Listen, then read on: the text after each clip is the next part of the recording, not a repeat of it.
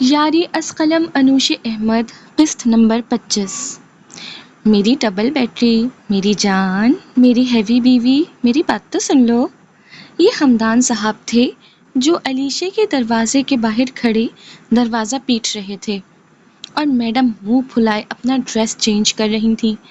علیشے عبداللہ کی وجہ سے بے حد غصے میں تھیں کیونکہ عبداللہ کے منہ پھلا کر جانے کے بعد حمدان، ولید اور ذوحان تینوں ہی فنکشن چھوڑے بنا کچھ کھائے پیے اور اپنی اپنی دلہنوں کے ساتھ فوٹو شوٹ کیے بنا ہی اپنے دوست کو منانے کے لیے نکل گئے تھے، جو فنکشن سے پیٹ بھر کر کھانا کھا کر نکلا تھا اور ان تینوں کو دیکھتے ان کے منہ پر دروازہ بند کر گیا تھا اور وہ تینوں بیچارے آوازیں لگاتے رہ گئے۔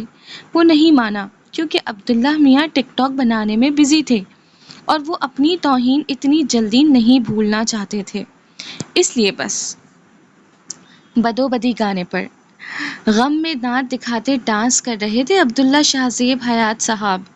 پھر کیا تھا، وہ تینوں واپس لوٹے تو فوٹوگرافر جا چکا تھا اور مہرین، علیشے، ہدا نے تینوں کو خون خوار نظروں سے گھورتے اپنے اپنے گھروں اور کمرے کا رخ کیا تھا اور وہ تینوں اب انہیں منانے کی ناکام کوشش کر رہے تھے۔ نہیں کھولوں گے غازی، جاؤ جا کر اپنے اسی دوست کے گھٹنوں سے لگ کر بیٹھ جاؤ، اب علیشے کے غصے میں ڈوبی آواز حمدان کو سنائی دی۔ حمدان نے بالوں میں ہاتھ پھیرا۔ یار تم ایسا کرو گی میرے ساتھ اب؟ حمدان نے بے چارگی سے کہا۔ شاید علیشے اس پر ترس کھا لے۔ ہاں، علیشے کی غراہٹ میں ڈوبی آواز گونجی۔ حمدان دروازے سے سر ٹکا گیا۔ خدا میری جان، میری بات تو سن لو یار۔ یہ ولید صاحب تھے جو ہدا کے کمرے کے دروازے کے باہر منہ لٹکا کر ہدا کو پکار رہے تھے۔ تمہاری جان وہ عبداللہ ہے ولید، اسے ہی جا کر سناؤ، مجھے نہیں سننی تمہاری کوئی بات۔ ہدا کی بھیگی آواز ولید کو سنائی دی۔ اس کا دل ڈوبا۔ ہدا رو رہی تھی۔ یار رو تو نہیں میری جان، ولید نے محبت سے ہدا کو پکارا۔ ہدا کے ہاتھ ٹھہرے، وہ تو لینسز اتار رہی تھی اور آنکھوں میں جلن ہونے کے باعث خود بخود آنسو نکل رہے تھے۔ فلو ہو گیا تھا، ولید کو لگ رہا تھا وہ فوٹو شوٹ نہ کروانے کی وجہ سے رو رہی ہے۔ ہدا نے یکدم دروازہ کھولا۔ ولید کے دل کو سکون ہوا۔ وہ اندر بڑھنے لگا کہ ہدا دروازے پہ ہاتھ رکھے باہر آئی۔ تمہیں لگتا ہے میں عبداللہ کی وجہ سے روؤں گی؟ تم اور تمہارا دوست جاؤ بھاڑ میں، اور اگر آئندہ بھی فوٹو شوٹ کسی بھی فنکشن میں نہ کروانا چاہو تو تمہاری مرضی، میں خود اکیلے کروا لوں گی۔ ہدا نے چبا چبا کر کہتے ولید کے منہ پر دھاڑ سے دروازہ بند کیا۔ ولید منہ بنا کر رہ گیا۔ بیچارہ ولید۔ میں پٹھان ہوں اور یہ مجھ پر غصہ اتار رہی ہے؟ ولید کو برا لگا۔ وہ دروازے کو گھورتا ہوا بولا، بیٹا پٹھان پٹھان ہو یا سندھی بلوچ جو کچھ بھی ہو، بیوی بیوی ہوتی ہے۔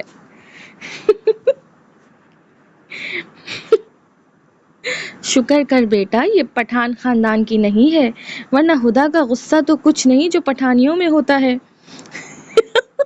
دادی آ گئی۔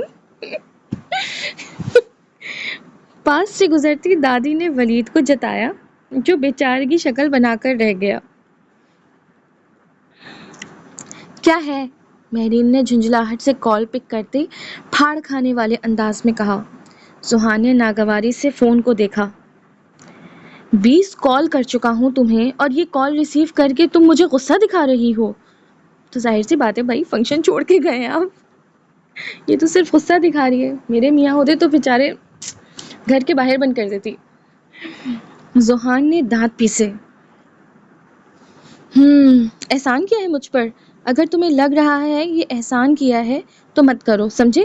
ویسے بھی یہاں مجھے کال کر کے وقت ضائع مت کرو، اپنے دوست کو مناؤ جا کر۔ مہرین کو نئے سرے سے غصہ آیا۔ ذوحان کچھ کہتا کہ مہرین نے کال کاٹ دی۔ ذوحان موبائل دیکھتا اپنا سر پیٹ گیا۔ وہ تینوں بیچارے برے پھنسے تھے۔ صحیح ہوا عبداللہ میاں نے فنکشن خراب کر دیا بیچاریوں کا۔ صبح کا وقت تھا۔ حیات ہاؤس میں مہندی کی تیاریاں عروج پر چل رہی تھیں۔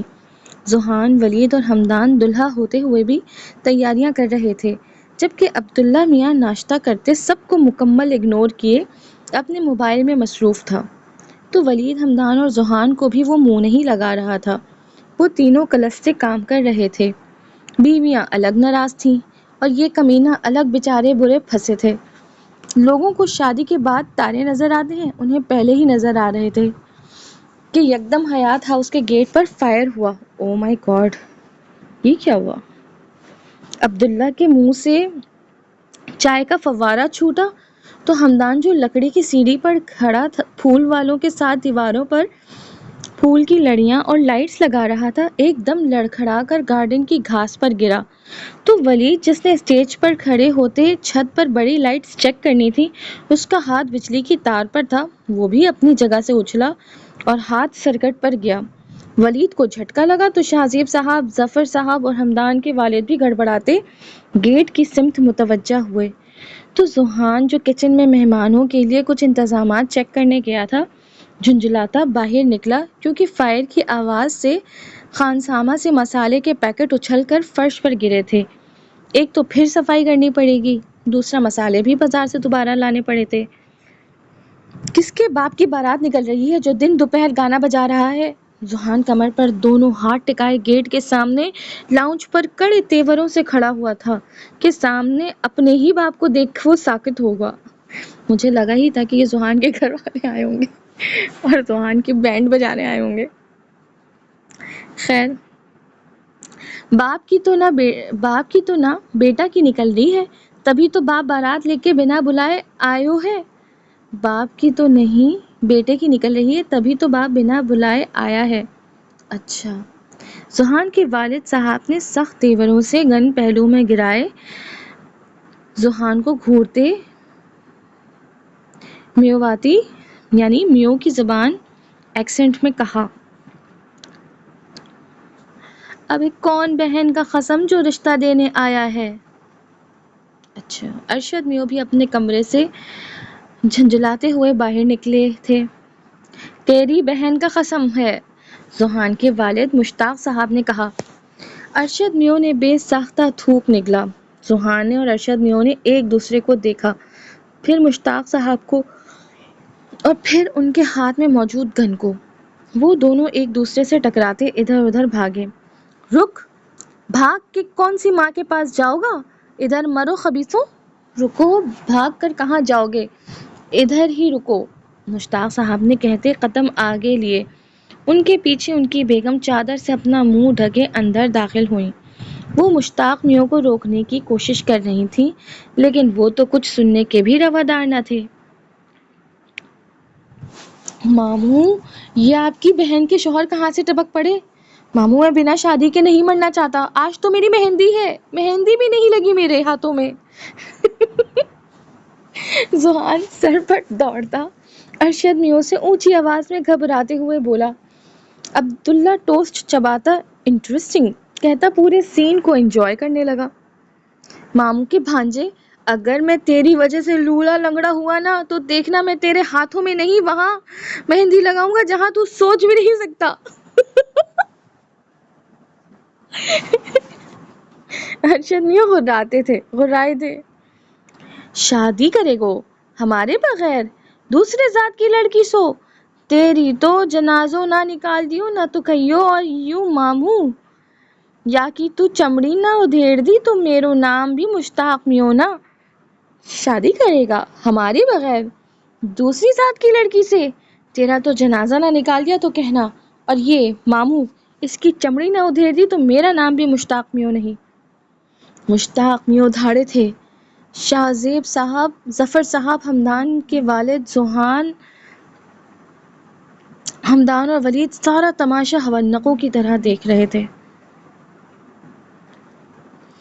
بھائی، میں نے نہ کروائی یا کی شادی، تیری قسم! بھائی، میں نے نہیں کروائی اس کی شادی، آپ کی قسم!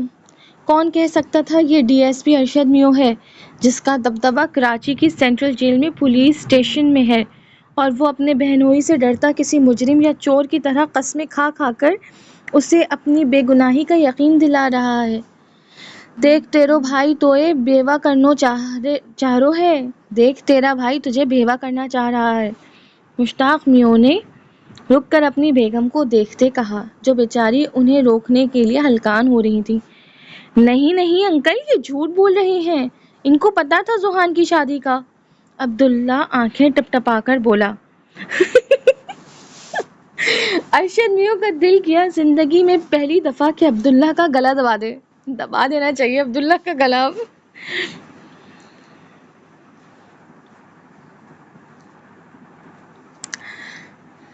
نہیں انکل، ایک سیکنڈ، یہ مجھ سے تھوڑا سا آگے بڑھ گیا۔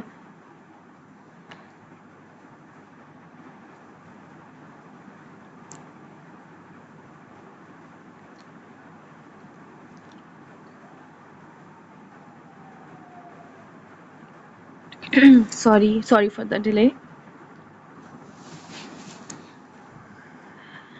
ارشد میوں کا دل کیا زندگی میں پہلی دفعہ کہ عبداللہ کا گلا دبا دے۔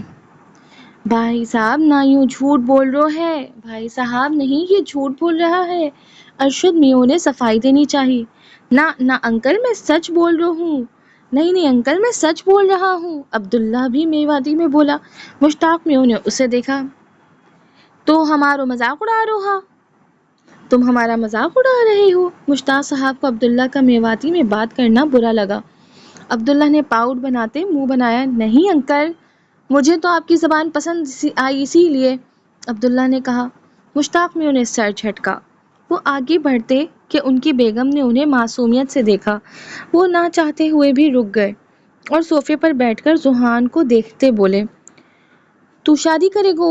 کون ہے او گدھو الو کو پٹھو جو تو لو اپنی بیٹی دے رو ہے؟ تو شادی کرے گا؟ کون ہے وہ گدھا الو کا پٹھا جو تمہیں اپنی بیٹی دے گا؟ مشتاق میوں نے طنز کیا، جبکہ ان کی میواتی زبان جو کچھ سب کو سمجھ آ رہی تھی۔ ظفر صاحب کو بھی یہ بات سمجھ آئی۔ ان کے تو 14 طبق روشن ہوئے۔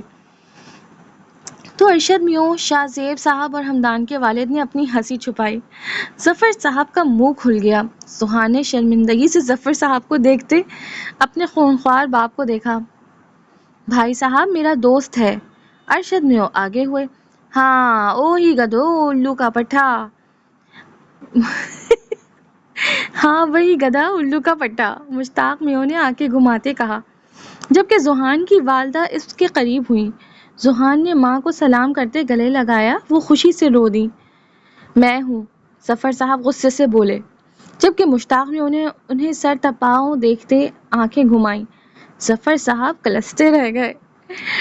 ارشد میوں نے آگے بڑھتے تحمل سے زوہان کے نکاح کا پورا ماجرا سمجھایا۔ مشتاق میوں اور ان کی بیگم سر اسبات میں ہلا گئے۔ زوہان مہرین کو پسند کرتا ہے یہ بات نہیں بتائی گئی تھی، کیونکہ اگر یہ بات پتہ چل جاتی مشتاق میوں اور ان کی اہلیہ شاید نکاح کے خلاف ہو جاتے۔